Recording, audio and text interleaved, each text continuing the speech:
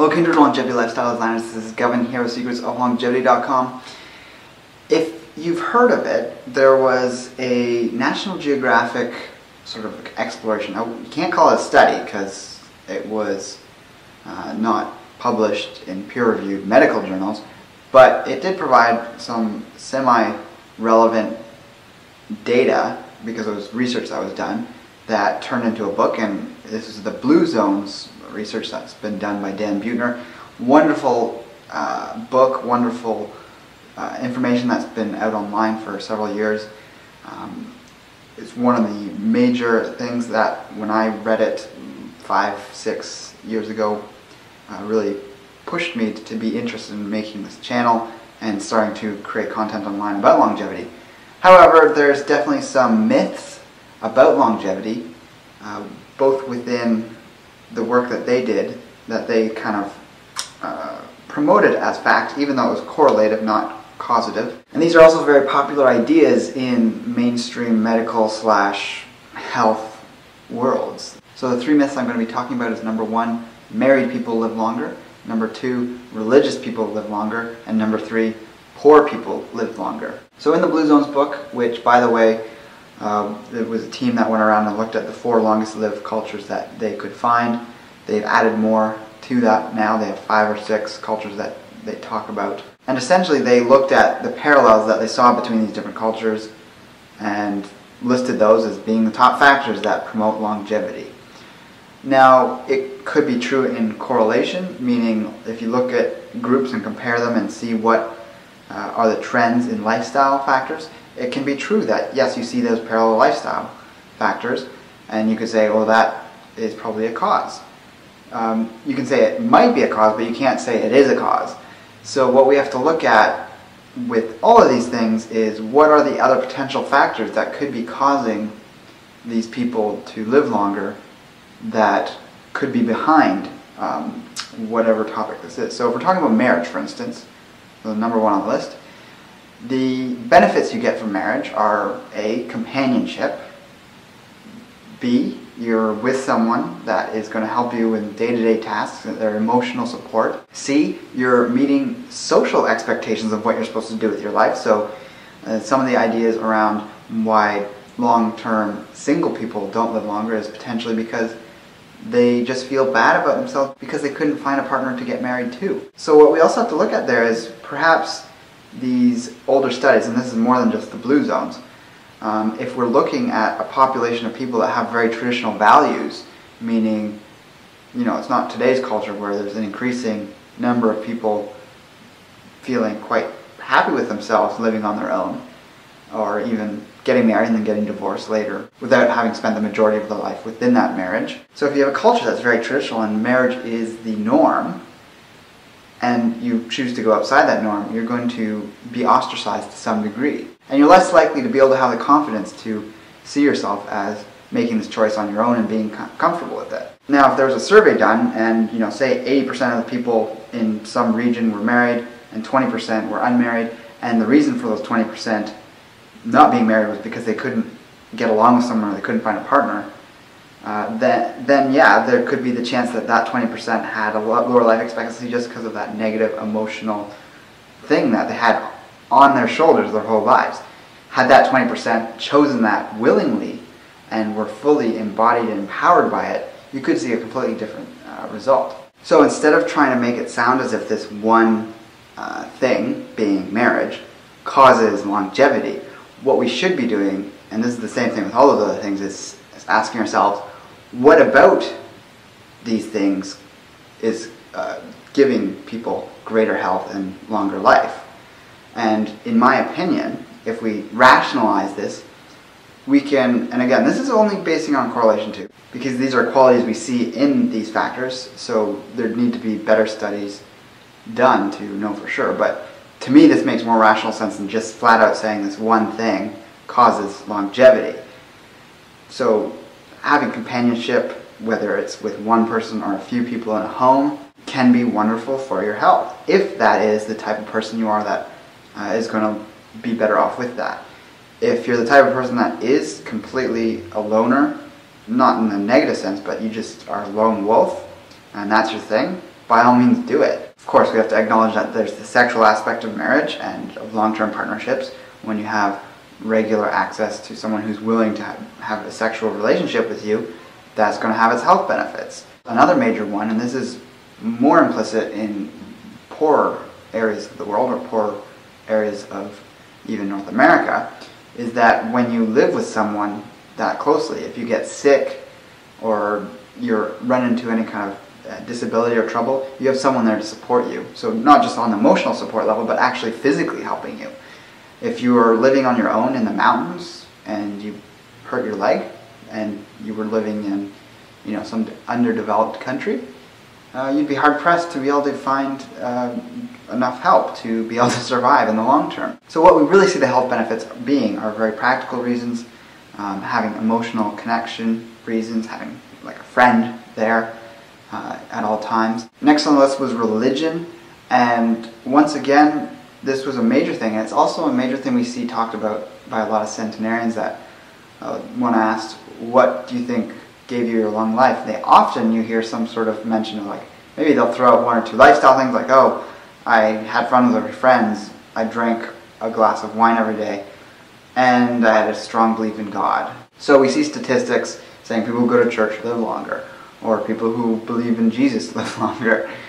Now, that's absolutely ridiculous to think that one specific belief grants more longevity than another. Once again, if we break it down to what we think could be the benefits, it makes a lot more rational sense that it's these specific things that are granting greater health and not the adherence to one specific ideology. National Geographic did a good job in actually pointing these little bits out, the fact that it's largely the community support that comes from being part of a major religion that is going to be so good for your health. If you go to some sort of meeting once a week where there's a community support network and you have your friends also involved in that, it's not about the belief, it's about the connection and the support.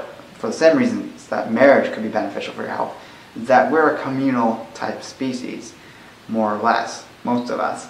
So when we have those support networks, we thrive.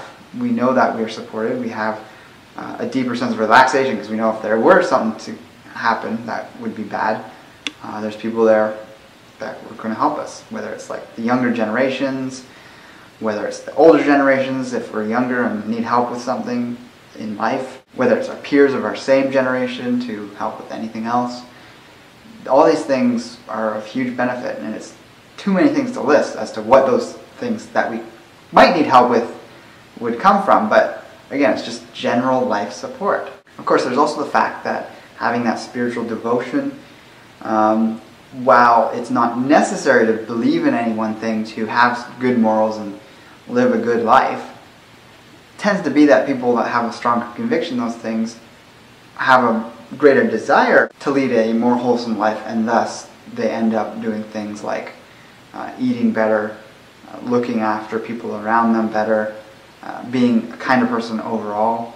And of course, then you get that in return from other people if you project that outward. And once again, it's that increasing of the support networks, and you get what you put out in return. So once again, this isn't about a specific deity or a religion that you're subscribing to. This is about the habits that people in these groups tend to follow, which can be emulated if you want to be an atheist and do that, or if you want to be any other type of spiritual tradition and do those things, and you just don't happen to have the same support network in your area because no one else practices that religion. You can create it through various other things. You kind of see a similar thing with recovering addicts. They have support networks.